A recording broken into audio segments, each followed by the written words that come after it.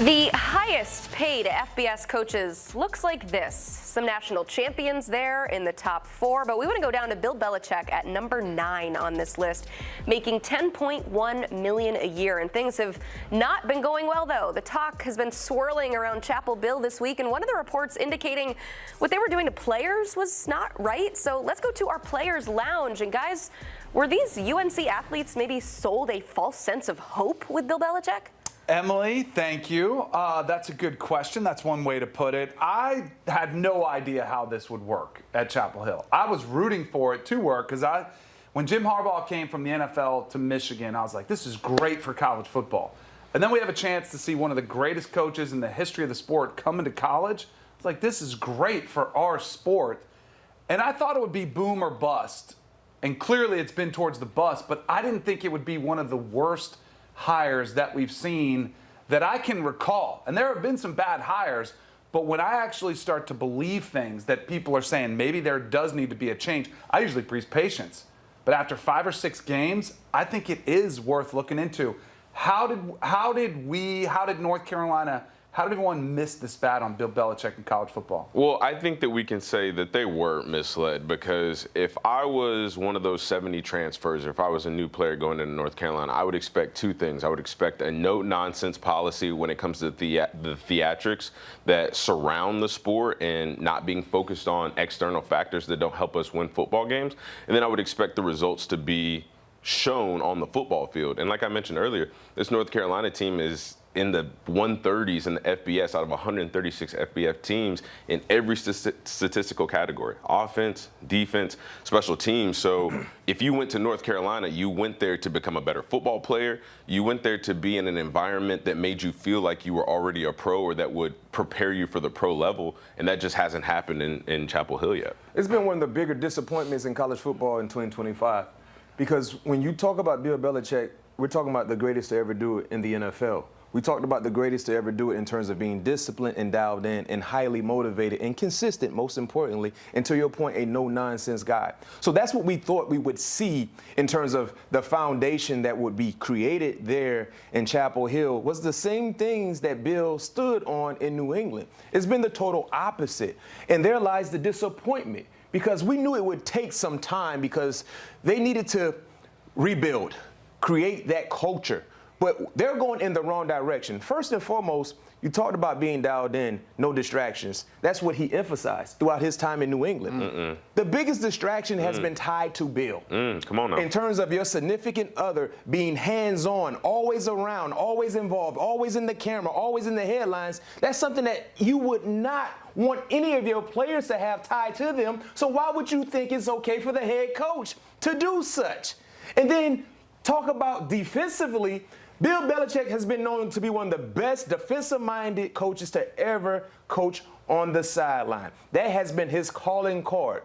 Their defense against the 3 Power 4 teams they played against, they have allowed 40 points per ball game. It's one thing to have letdown on the offensive side, but when you're a defensive-minded coach and that's been your calling card, you have been the worst part of your team that has been the defense. So I don't know how they get this right. And it seems like Bill Belichick is not as focused or dialed in as we've seen in years past, which leads to the letdown. I think this also shows you the glaring disparity and the difference between coaching NFL players and coaching college players. In the NFL, it's a job, right? Guys come, they punch in, they go to work. So you don't really have to motivate them to get going. It's just you trust your players to get the job done. Think about the great coaches in college football. We were talking earlier about Kirk Cignetti and Dan Lanning. I think of those guys. I think of Kirby Smart, Ryan Day. I mean, pick your great program that is a winning program.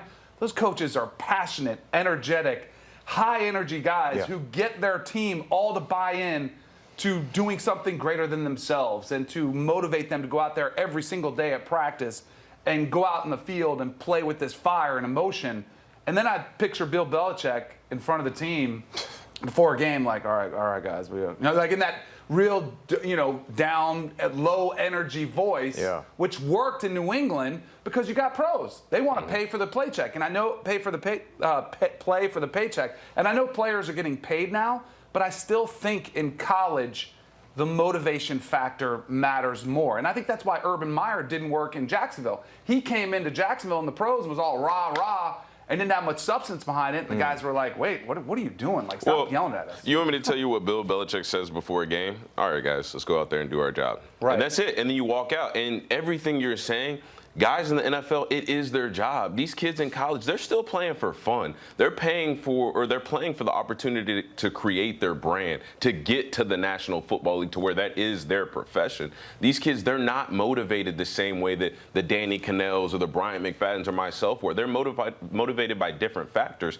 So that was my biggest concern going into this season, playing for Coach Belichick and knowing that he has an understanding that I expect the players to hold themselves accountable. I expect the players to show up and do the work, and then on Sundays go out and play like we practiced all week long. You shouldn't need any external motivation. You shouldn't need me to get up in your face and be the rah-rah guy, because guess what? You're professionals. Everybody on this team has a job. We all have to go out there and do it. Well, that's not how it is in college ball, and I think that the lack of ability to channel that for Bill, I think that that's really hurting him at North Carolina, because you've got all these guys that came in with a lot of excitement, right? Week one, they saw Michael Jordan there. They saw Lawrence Taylor there. They saw the head basketball coaches that had won national championships. So they get there. Their eyes are big. They're like, okay, we're at this program. It's NFL style. It's glamorous. It's all these things that we've ever wanted, but the motivation isn't there on the field, and they're not being led in a way that's motivating them